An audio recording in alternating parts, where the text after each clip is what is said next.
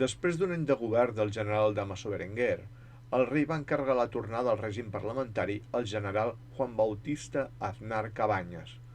Aquest va decidir que abans caldria fer una prova, ja que la imatge d'Alfons XIII s'havia deteriorat molt amb la dictadura de Primo de Rivera.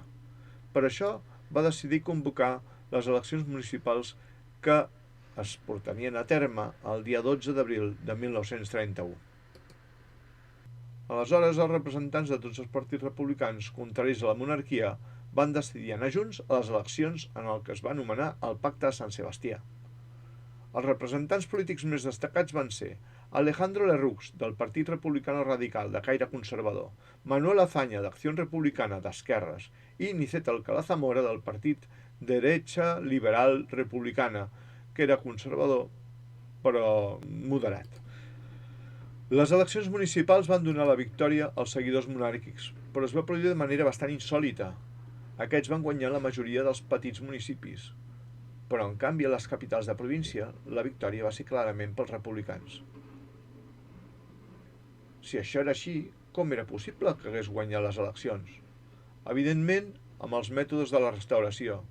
En el camp es van mantenir la pressió dels cacics, es van establir les tupinades i també, gràcies a l'article 29, que es va posar en vigència, que establia que qualsevol ajuntament on no hi hagués cap candidat es comptaria com a victòria monàrquica.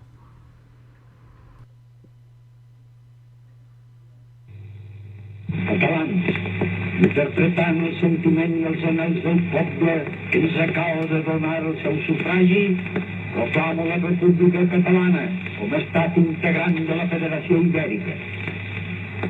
D'acord amb el president de la República Federal Espanyola, senyor Nicet Alcalá Zamora, pel qual ens ratifica. Com heu sentit ara,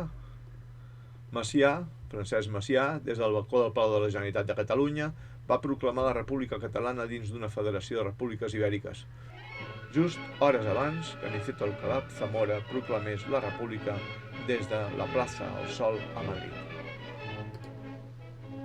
El rei Alfons XIII va adonar-se que tothom era conscient de com s'havia produït la seva victòria. 2 dies més tard de les eleccions, el 14 d'abril, va decidir exiliar-se del país, amb la seva família a bord del cuirassat Príncep Alfons des del port de Cartagena. La República havia triomfat.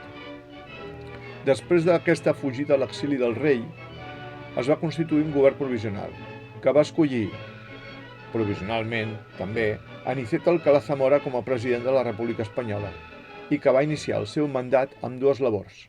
La primera, iniciar el procés d'eleccions a unes Corts Constituents, i la segona, van enviar a Catalunya a representants del govern per impedir la possible separació d'aquesta, després de la proclamació de Macià. Es van produir moltes i diverses discussions amb el líder d'Esquerra Republicana, però van arribar a l'acord que es renunciaria a la independència a Catalunya a canvi d'una autonomia redactada pels propis catalans i l'establiment d'un govern propi amb competències en segons quins àmbits. La Generalitat. Aleshores es va constituir un govern provisional de la Generalitat, format pels membres dels partits que havien obtingut ajuntaments i presidits provisionalment pel guanyador de les eleccions catalanes, el president d'Esquerra Republicana, el mateix Francesc Macià, que va decidir portar a terme el més ràpidament possible l'Estatut català. Per fer aquesta tasca, van decidir allunyar-se de qualsevol forma de pressió popular o del govern espanyol, i es van desplaçar al Santuari de Núria, on s'havia acabat la construcció del tren cremallera del seu hotel, tot i que encara no s'havien inaugurat.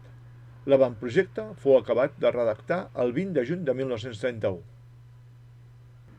Mentrestant, a Espanya es va continuar amb un procés de normalització parlamentària, i el 28 de juny de 1931 es van celebrar les eleccions a les Corts Constituents de la Segona República Espanyola.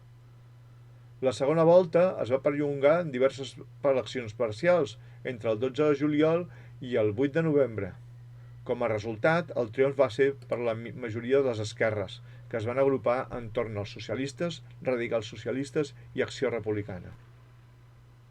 Amb aquest govern es va iniciar el que s'ha vingut a anomenar com a bienni reformista o d'esquerres, que va governar el país entre els anys 1931 i 1936. Quan a l'Estatut català va seguir el seu curs, en primer lloc fou aprovat per la Diputació Provisional, després per la Generalitat de Catalunya i finalment pels ajuntaments catalans, que el van recolzar en un 98% d'aquests. Seguidament es va fer un referèndum popular, que fou celebrat el 2 d'agost i participà al voltant del 75% del cens electoral, i obtingué un 99% dels vots favorables i solament un 0,53 va votar en contra. Mentrestant, a Madrid, el nou govern que havia triomfat a les eleccions va accelerar per crear una nova Constitució, més propera a la nova realitat espanyola, la de 1931. La Constitució espanyola de 1931 establia que Espanya era una república on el cap d'estat seria escollit pel poble, així com el seu Parlament i el govern per sufragi universal sense distinció de sexe, convertint-se en la més moderna de tota Europa. Entre d'altres coses, també reconeixia el fet diferencial regional, atorgant-li una part del poder de l'Estat. Establia el reconeixement dels drets de reunió i associació i també les llibertats de culte i d'expressió. Mentrestant, el president de la República seguiria sent Niceto Alcalá Zamora, mentre que, per contra, el president del recent escollit govern seria Manuel Azaña, d'Acció Republicana. El nou govern va voler afrontar d'entrada amb els problemes, al seu parer més greus i de caire més profunds que tenia el país, i es va posar a treballar. Espanya, fins aleshores, era considerat el país més endarrerit de tota Europa occidental i fins i tot se'l considerava com part d'Àfrica. És a dir, Àfrica començaven als Pirineus. Els problemes que portaven aquesta asseveració per part dels europeus i que es consideraven endèmics es podrien resumir de la següent manera. Per un costat ens trobem el problema religiós, molt arrelat dintre de l'esperit espanyol, el problema militar, molts cops d'estat en els últims segles, el problema regional o autonòmic, que havia provocat revoltes constantment al llarg de tot el país, un problema social d'unes enormes dimensions, ja que tant afectava a la gent del camp com a la gent de ciutat, principalment els treballadors industrials que estaven acumulats en zones concretes del país, com podien ser principalment Catalunya i el País Basc. I a tots aquests problemes cal afegir els dos més greus, el problema agrari i el problema educatiu. Quant al problema religiós, aquest derivava de la pròpia Església i el seu excessiu poder. Com a institució, aquesta era radicalment conservadora i monàrquica i sempre donava suport als rics i poderosos. Cal destacar dintre de les diverses ordres religioses l'ultraconservadora i tot poderosa Companyia de Jesús. Quant a les ordres religioses en general, aquestes eren molt nombroses, ja que es podia dir que no hi havia família que no tingués destinat un dels seus membres a formar part del clergat. Una de les característiques que havia mostrat aquesta institució és que no acostumava mai a donar suport al poble, tret de la caritat que els donava imatge de bondat. La seva funció, des de temps immemorials, havia estat la d'alliçonar moralment i conduir el poble cap a l'obediència. Aquest fet, en els darrers anys, havia generat un enorme sentiment social anticlerical, expressat en tots els enfrontaments populars succeïts durant la Restauració. Cal recordar, per exemple, els fets succeïts durant la Setmana Tràgica, com la majoria dels edificis que van ser incendiats van ser esglésies. Per tant, el primer problema que va tenir amb l'Església era la pròpia Constitució, que declarava Espanya com un estat laic i en llibertat de culte.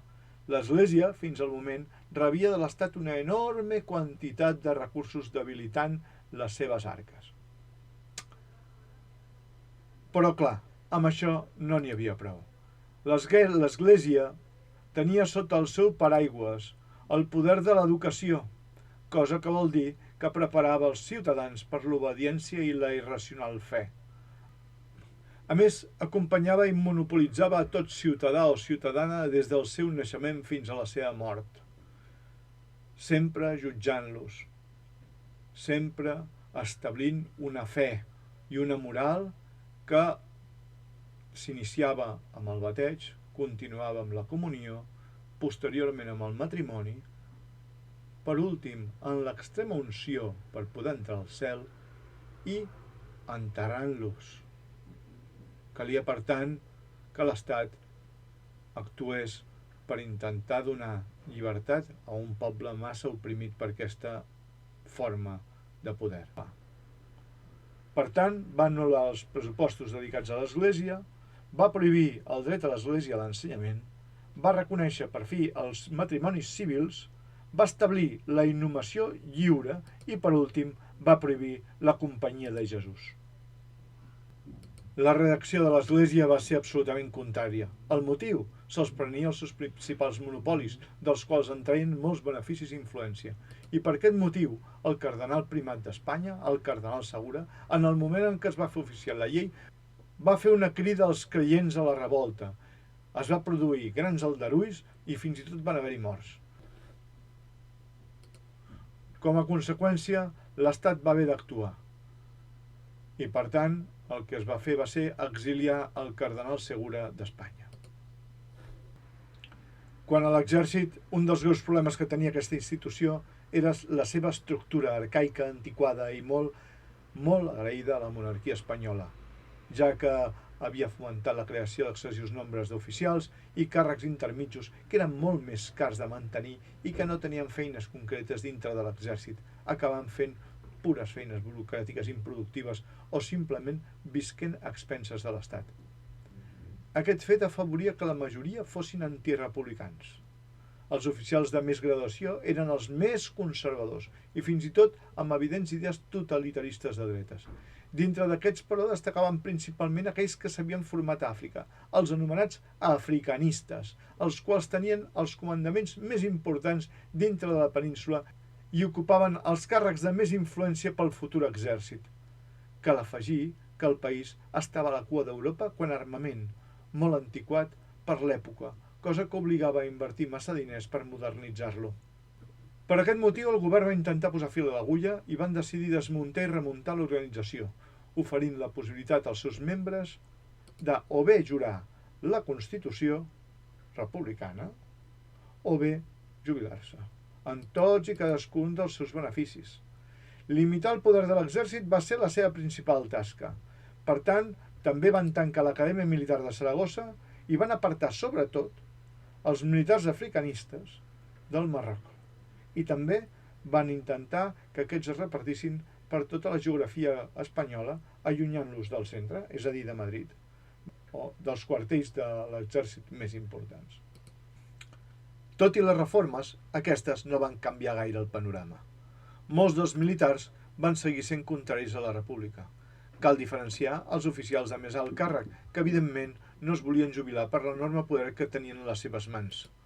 Per exemple, un coronel tenia sota el seu estricte poder a més de 4.000 persones que l'havien d'obeir amb tot i per tot, a més del prestigi que això els suposava. L'esquerra estava molt descontenta amb la reforma, considerava que estava mantenint a ganduls i la despesa que els suposava al país era tan enorme que ho considerava una autèntica xacra.